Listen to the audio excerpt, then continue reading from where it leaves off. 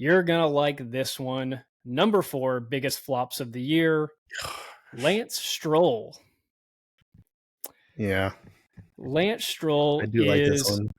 terrible. Now, in my book, he would probably be number 1, but I'm a little bit rational of a human, and I recognize not everybody would put him above some of these other options that I have. The dude is so bad at his job. He doesn't like his job. He actively despises doing it. So much so that when he's in Sao Paulo, he he crashes on a formation lap. Sorry, he doesn't crash.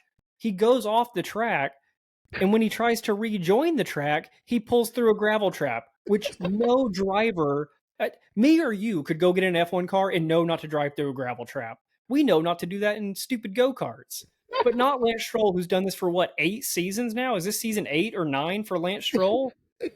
Oh my god. He is currently 13th in the driver standings, whereas Alonso is 9th. He has 24 points. He's one ahead of Ocon on the team that, is Alpine, which Jeremiah might put at number 1 on his worst teams of the year.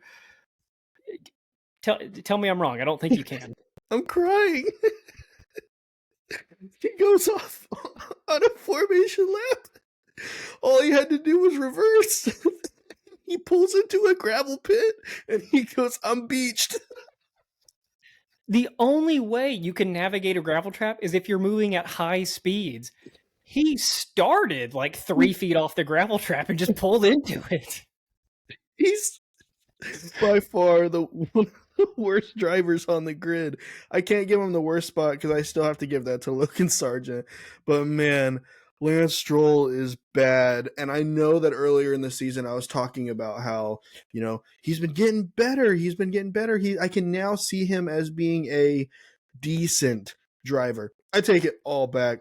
He is so bad, it's embarrassing. And the fact that he still has a spot is completely because of his dad. And it's gotta stop. It's making a mockery of the sport at this point.